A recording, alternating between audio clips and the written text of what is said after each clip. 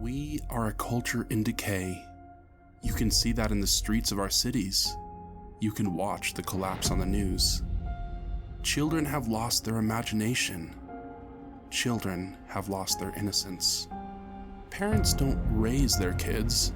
That's what Netflix and TV dinners are for. And have you gone to the theater lately? What for? Remake after remake, sequel after sequel.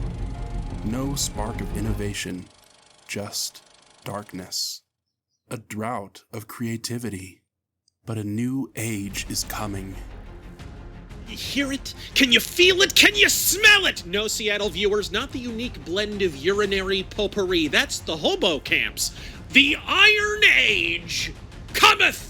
A seismic eruption of independent creativity that survives and fucking thrives in the total absence of mainstream support or acknowledgement. Oh, just a second. 99 bottles of beer on the wall, 99 bottles of... Ricky, is that you? Hey, are you recording? Tell me how much I love them. Ricky, have you been drinking? Have you been breathing? I'm recording, but I'm busy right now. I'm trying to make a serious video. But I don't make serious videos. I'm America's favorite cartoon rat. We make political jokes, dark jokes, and ethnic slurs, and consume lethal amounts of alcohol. Well, I thought I could freshen things up and make serious videos for once. Tell them to subscribe, or I'll burn the house down. Ricky, I think you need some rest. Just a second, guys. Alright, let's get you out of here. And hit the notification bell so the algorithm won't hide the videos. Sorry about that. You know how anthropomorphic rats are. And as Ricky said, if you'd like 8 minutes of him and his friends doing their shenanigans, make sure to subscribe and tune in weekly. Now, back to the video. Razor Fist from the Rageaholic lit the internet on fire. The Iron Age Cometh! A new era of media made by the people. In the past 7 years, we have seen a rise in cultural commentators, people who are sick of the societal decay and degenerate wokeness. However, it's become apparent that it isn't possible to extend the olive branch and find a compromise with the oligarchs and legacy media. This was seen after Zack Snyder went on to Geeks and Gamers. Zack Snyder directed Justice League, which ultimately underperformed and lost the studio approximately $60 million. Some fans attributed the failure to the change of directors, as Zack Snyder's daughter died and Joss Whedon took his place. They rallied behind Zack for 4 years, calling for the release of Zack's Snyder Cut, which they argued would make the film more comprehensible. In March of 2021, the Snyder Cut was released. A few days prior, Geeks and Gamers put on a charity stream and raised over $100K for suicide prevention in honor of Zack's daughter. Zack went on the Geeks and Gamers stream to help get more donations, but after showing up, he condemned them and insinuated they were a hate group and somehow correlated with the Atlanta Chinese massage parlor shootings, which happened a few days prior. There he is. What's up, man? Hello. Hey guys. Hey guys, how you doing? How's everybody doing? Good. Listen, just a quick thing before we get started. I know that on our donation page, we still have the Geeks and Gamers logo. I just want to say that I really we talked about this, and we're really not affiliated with Geeks and Gamers as far as I'm concerned, and I really just want to make that clear. And I also want to just say, in light of recent events, I think we really, if Justice League teaches us anything, it's about coming together, and there's no room for hate. No more simping to the oligarchs. They will always hate you. Don't pretend to be surprised when they poop on you, the fans. The oligarchs never will care for you. All they want are your Franklins. It's now time, more than ever, for us to create a parallel culture, one not crafted on greed, but on ideals that will persist throughout the ages. There are stories that last and stories that flash. Flashing stories can rake in big bucks fast. They are backed by big names, and their message is as deep as a baby pool. Then there are the stories that last. These depict the human condition. They show us the exodus from the ungodly to the divine. They demonstrate men of valor. These stories are forged from iron, from duty, and from sacrifice. They strike us at the very core. They are epics, both modern and ancient. When you look back at any civilization, there are many metrics for growth, such as innovation, increasing populations, and explosions in art and poetry. And when you look at our society now, you don't see an increase in population. We've forgotten how to reach the moon. I'd go to the moon in a nanosecond. The problem is we don't have the technology to do that anymore. We used to, but we destroyed that technology, and it's a painful process to build it back. And our stories have grown stagnant. Some people think that entertainment is just nerd stuff or a waste of time.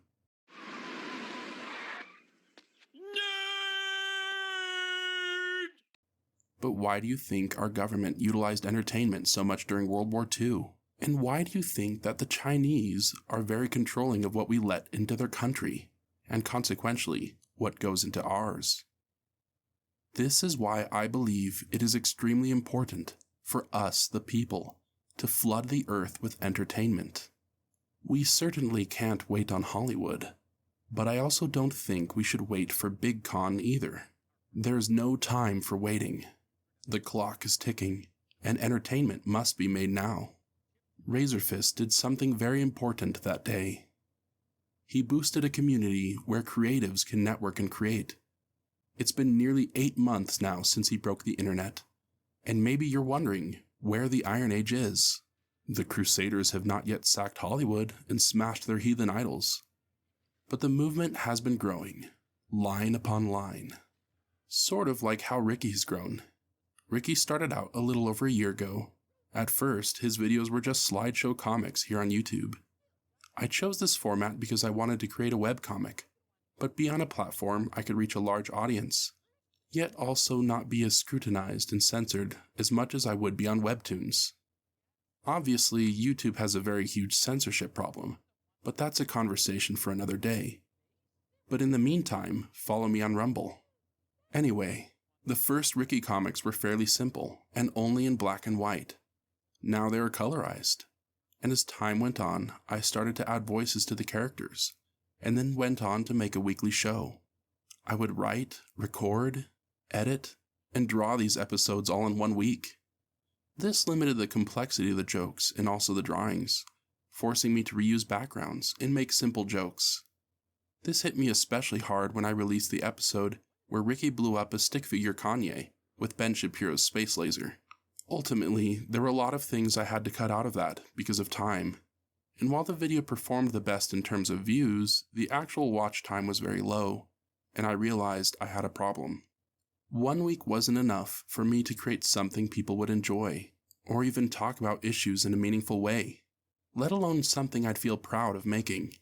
It became clear to me that I would need more time to write, act, and draw.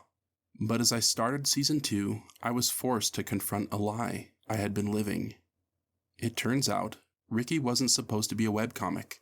In fact, the idea initially came to me 8 years ago, while I was with some high school friends. We were working on a very rudimentary YouTube comedy series. At the time, we were planning on developing it into a show, and we imagined adding segments of other miniseries, and eventually making a full 20-minute animation series. We drafted several ideas, one of them being Ricky. It brought me lots of joy resurrecting my old rodent friend who had been lying still in my dusty hard drive for nearly a decade.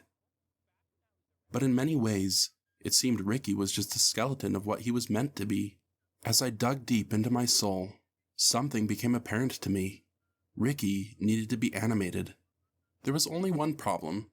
I don't know how to animate. I decided I should thus continue with the slideshow format and add a few animated segments to each episode. So I took a few weeks to animate 20 or so shorts, and then I went on to animate a few other things as well.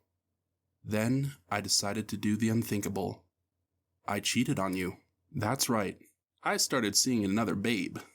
Metaphorically, of course.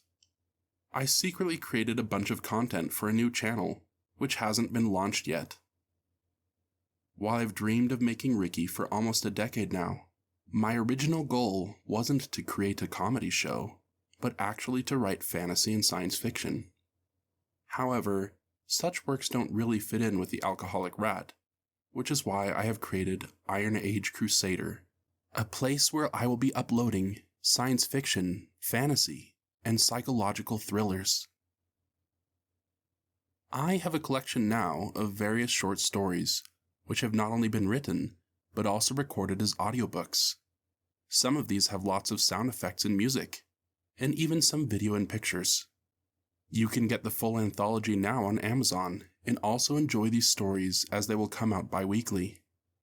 But my infidelity to the Ricky fans didn't stop there. I also wrote a book. You see, as the culture war rages on, I'm glad to say that many have chosen to walk up to the plate, ready to fight the behemoth of decadent social Marxism. But I believe there is something we are still missing. Some of you might remember the parodies I've done on Arthur, mocking the cringe woke indoctrination that the commies have been lacing into the opioid we call public television. If you analyze the recent movies by the wokesters, their objective isn't to take down Christopher Rufo or James Lindsay, who would be able to knock any one of them off their feet in a debate, but rather target children with seemingly innocuous propaganda. It's become clear to me that the real front we should be fighting on isn't adult entertainment, but rather children's media. And so I have created a book that even kids could enjoy. It's a fantasy story about pushing through doubt with faith. It also wrestles with a question about loving your people, even if they are flawed, and whether it is worth fighting, living, and dying for your nation. So stay posted. I think you're going to enjoy it. There are a few more things I have up my sleeve, but I think the question you all have is about the elephant in the room. It's been 7 months. Is Ricky done? Did I quit? WTF? Well, sort of. You see, making that weekly show, with only 7 days to plan, turned out to be ineffective and also wasn't what I wanted to create. Ricky wasn't meant to be a still shot slideshow. He needed to be It's alive! It's alive! It's alive! Alive. So the days of the 8-minute still shot Ricky videos are gone forever. But the days of the 8-minute animated series is now beginning. I don't want to overhype this. I mean, I'm just learning to animate, and my first episode still lacks tons of movement, but I'm pretty impressed with the other ones. Obviously, the quality of these animations aren't going to be as good as studio production, rendered by over 100 individuals, but it's the beginning of what I believe to be an inevitable shift in our culture. Every week, I will launch a new episode of Ricky at 6:30 Eastern every Wednesday, and every Thursday, you will see a trailer for the next week's upcoming episode. It seems that this will allow more people to participate in the live airing. Sorry for my long absence. I only intended to be away a few weeks, or maybe even 2 months. So my sincere apologies. But I hope the wait was worth it. See you next Thursday. Hey, you! Yeah, you! If you don't subscribe, I'll drive the Titanic straight into that iceberg. I'm not joking.